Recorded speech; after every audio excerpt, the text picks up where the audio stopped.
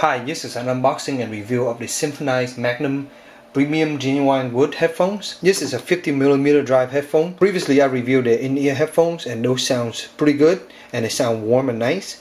So today I'm going to review the actual headphone. This is a really big one, it's 50mm here, as you can see in the box here. Take a look at the back of some information. So here's the information regarding the Magnum series. So they're talking about how wood provides a really nice acoustic property and it produce really nice sounds. So we're looking at 50mm driver here. We have a 32 ohm headphone. That's the sensitivity of this headphone. So basically most of your device can drive them pretty easy. You have a frequency response of 18 Hz to 22,000 kHz. You have 3.5 and 6.3mm gold bladed jack, and also you have 2 meter of braided nylon cable. Just pretty nice box. Let's go ahead and unbox it.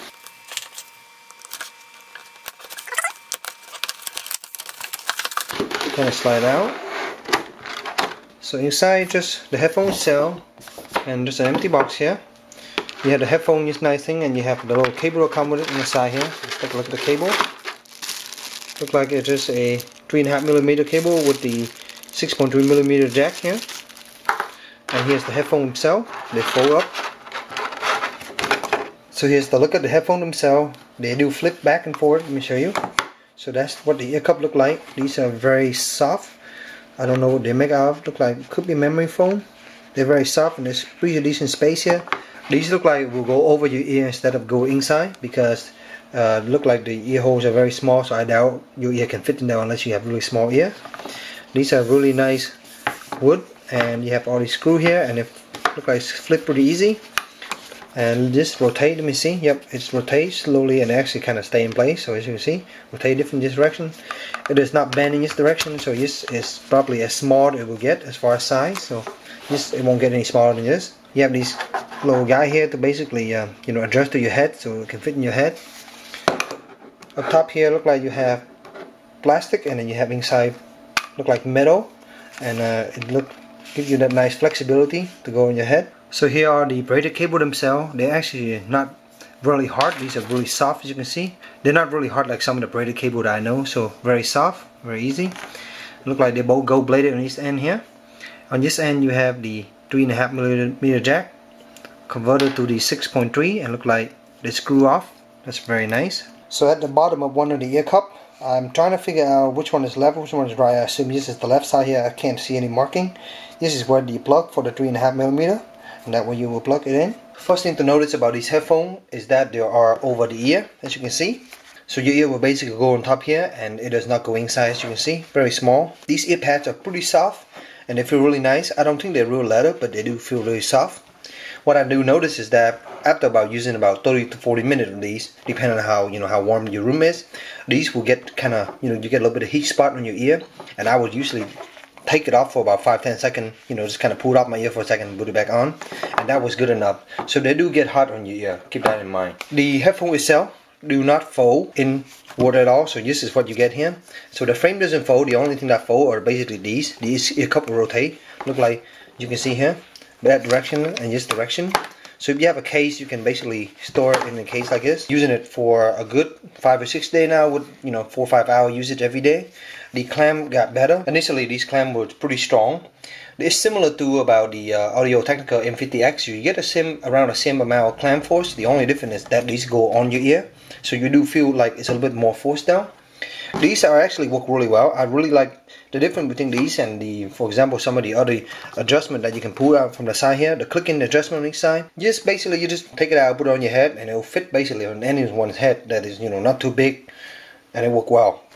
So you don't have to worry about adjusting it, because on my M50, every time I fold it together, you push it in, you fold it in, and you put it in the bag.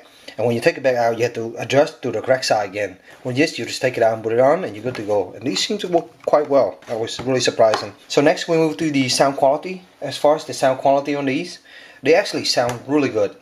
I listen to all kind of variety of music, from acoustic to pop to top 40, rap, R&B, EDM, you name it. I listen to them, and they sound really good.